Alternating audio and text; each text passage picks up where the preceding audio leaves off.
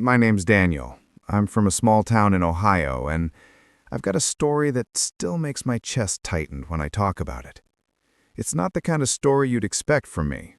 I've always been the guy who jokes too much, who doesn't take things too seriously.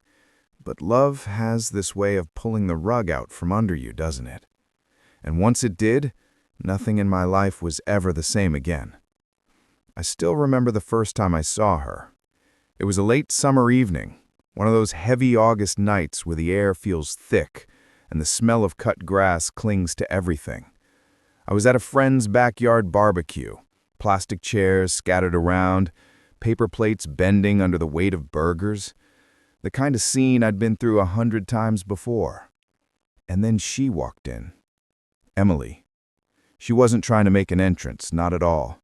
She had her hair pulled up messily, like she didn't care, and she was laughing at something someone said before she even made it into the yard.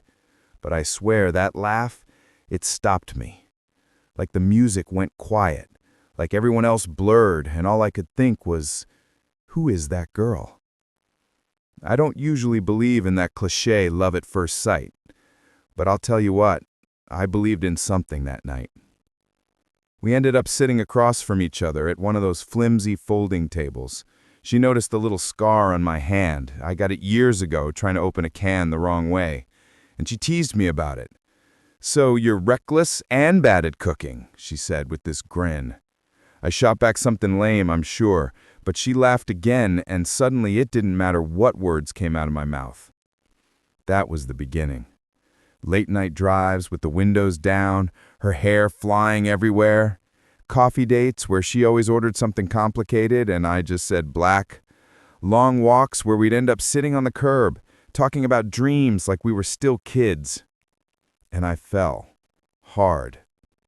But here's the thing about love. It's not just falling, it's staying. And staying takes work.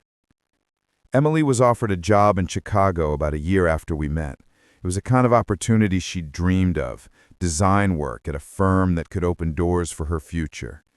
Meanwhile, I was still in Ohio, running my dad's hardware store after he got sick. I didn't resent it. I actually liked the rhythm of it. But it tied me down. I remember the night she told me. We were sitting in her tiny apartment, the window open to let in the warm breeze. She had this nervous look, biting her lip. "Dan," she said, "I got the offer." And my heart sank, because I knew what it meant. She didn't even have to explain. We tried long distance. God, we tried. Weekend visits, phone calls that stretched past midnight, little care packages in the mail. For a while, it was sweet, romantic even.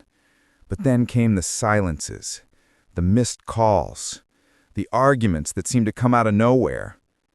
One night, I drove 6 hours to see her, and when I got there, we fought over something stupid, whether she had time to come home for Thanksgiving. But really, it wasn't about Thanksgiving. It was about the space growing between us. And after the fight, I lay awake in her apartment, listening to the city noise outside, and I felt this ache I can't even describe. Like I was losing her inch by inch, and there was nothing I could do to stop it. We broke up a month later. I told people it was mutual, that we both knew it wasn't working, but the truth is, it felt like someone ripped out a piece of me. I went through the motions, working at the store, hanging out with friends, but nothing tasted right, nothing felt real. I kept hearing her laugh in my head like some cruel echo. But here's the part that matters. Love doesn't just disappear. It lingers. It shapes you.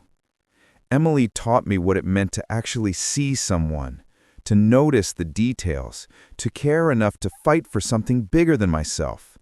She showed me that love isn't about convenience, it's about courage, about choosing, even when it hurts.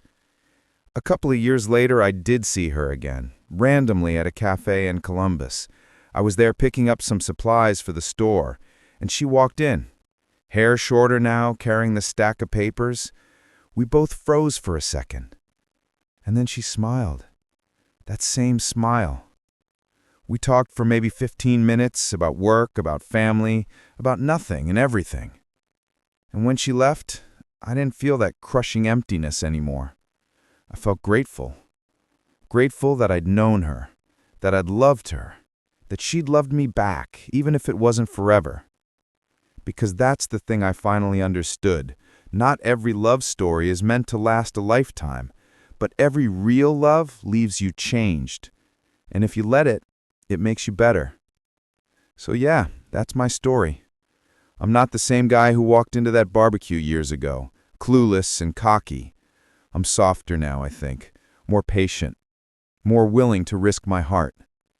And if you're asking me whether love is worth the pain, the distance, the sleepless nights, I'll tell you, without hesitation, yes. Always yes. Because for a little while, I got to live in that kind of magic. And that's enough to carry with me wherever life takes me next.